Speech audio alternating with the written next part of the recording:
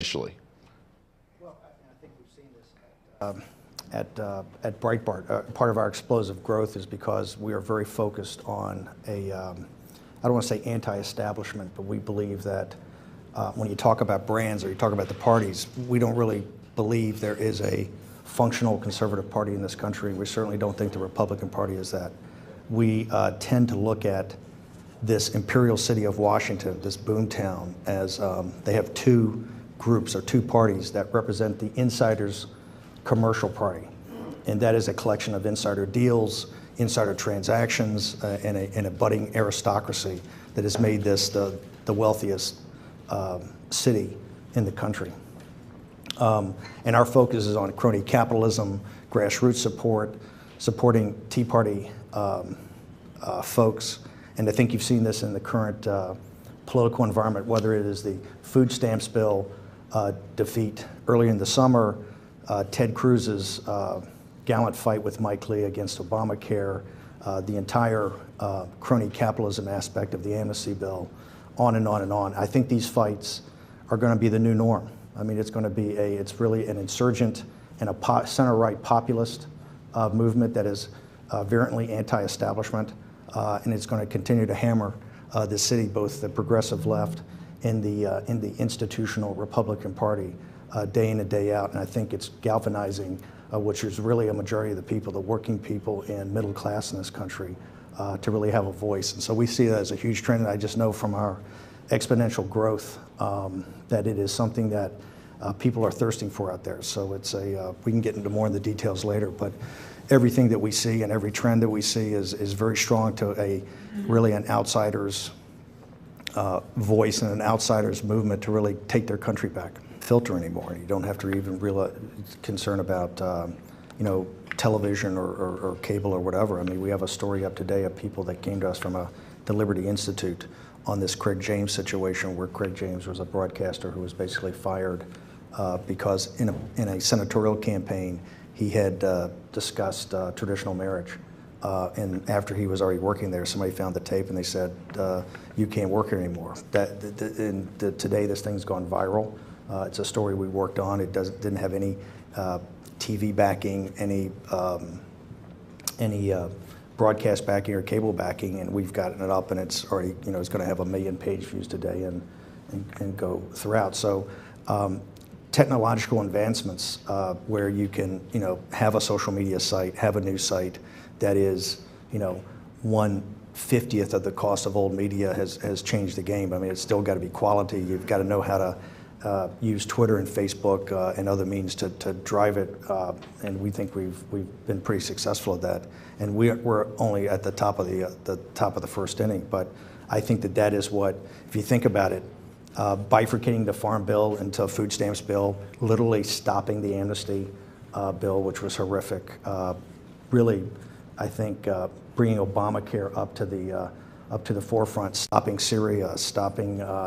More madness, helping us with the big effort. The big story, I think, is the Muslim Brotherhood being thrown out of Egypt. All of these stories in the last 8 to 10 weeks have all been driven by social media and by new media. Everybody else has been Ghazni, was another one. If you look at the big stories over the summer, and that's why I keep telling people that, we're winning. And one of the reasons we're winning, I don't know if it's selling outrage, but it's I think showing people that they can have a voice. And you can channel that anger, where before you were defenseless, or before you were, Craig James, even a guy his size, is defenseless. Is that you can take that anger. And by the way, I think anger is a good thing. I think if you're fighting, this country's in a crisis, and if you're fighting to save this country, if you're fighting to take this country back, it's not going to be sunshine patriots. It's going to be people who want to fight. I mean, Andrew Breitbart was all about the fight. In fact, we call ourselves internally the Fight Club. Right? And our watchword is kind of fights that matter. And so we are very engaged, and I think you've seen from all the social media traffic and all the new media traffic, it goes to those sites that really get engaged in topics. And I believe we're only at the top of the first inning. I think you're going to see all types of advancements in television and in the way to get electronic content out, whether it's radio or television. That's going to change the landscape of this in the next 3 to 5 years is going to be radically different. And you're going to have people who you really haven't heard of today who are going to be major players both politically and through being what I call political entrepreneurs, starting institutions, starting groups. Alice is a terrific example. Catherine Engelbrecht in Texas, the True the Vote. I can give you 50 emerging superstars who are under the age of 30 years old who you literally probably haven't heard of today that are going to be dominant voices. And that is, they're not going to be dominant voices by going to MSNBC or CNN or the New York Times or the op-ed page of the Washington Post. It's going to be a completely different aspect to get there. So I think for being a conservative and sticking to your values, I think it's a great time, and I think we're winning, whether it's on guns, you name any issue, we are winning, and we're winning more every day, and the army that's prepared to get in back of this is getting bigger every day and more outraged. So I know other people have lots of stuff to say around this. So the city had no interest in defunding Obamacare after a certain period of time. It was the Tea Party Patriots, and there was Brent Bozell and For America, which is a Facebook page with 4 million people on it. And Dave Bossie and some other people and the Freedom Works guys, they had this idea in early August during the recess. Let's go have rallies. Let's start that. And all of a sudden, you know, people were mocking that effort, right? This thing would never get to a vote in the House. Never. 5 weeks ago, that was a fantasy. And people like Brent Bozell, who is part of the conservative establishment, who I think sees opportunity with new media and this new fire in this populist movement, that after a series of rallies, after a series of town halls at John Boehner's hometown, you start to see this thing pick up momentum. I mean, the vote last week that Speaker Bannon called was historic because the establishment has said, actually, in no circumstances are we going to have that vote. And 4 weeks later or 5 weeks later, after this huge surge and then people hitting this Facebook page and all that, they had a vote and voted to defund Obamacare. And Senator Cruz and Senator Mike Lee, the exact same thing. People mock these guys. And whether they can technically defund Obamacare at the end of the day, you have certainly seen a tectonic plate shift on the leadership of this movement and the leadership of this party and the leadership of what stands in the last 6 weeks, I believe, because of social media and because people were not taking action and were prepared to be the junior partner in the slow walk to statism that we're going to, which is, to me, the equivalent of the Republican/Whig party. Okay. Convictions. The highest form of respect, is not to happy talk people, to have to treat them with respect, to tell them the truth. And there are a lot of hard truths that have to get out there. We have to know how to articulate it.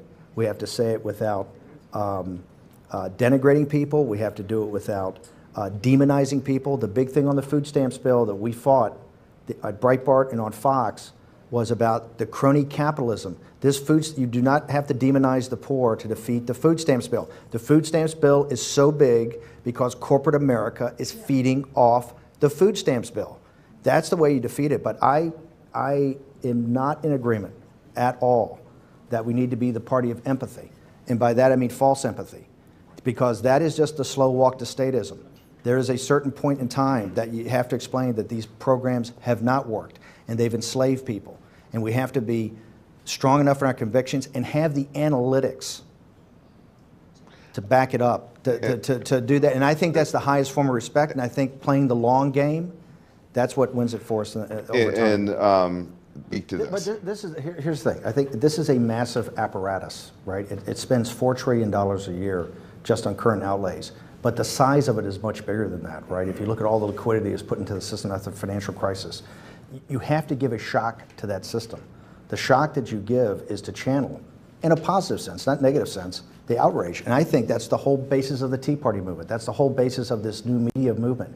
It is empowering people to say, I can actually have an impact. We had one of the biggest, in 2010, we had one of the biggest congressional victories ever. Now, not a lot came out of that.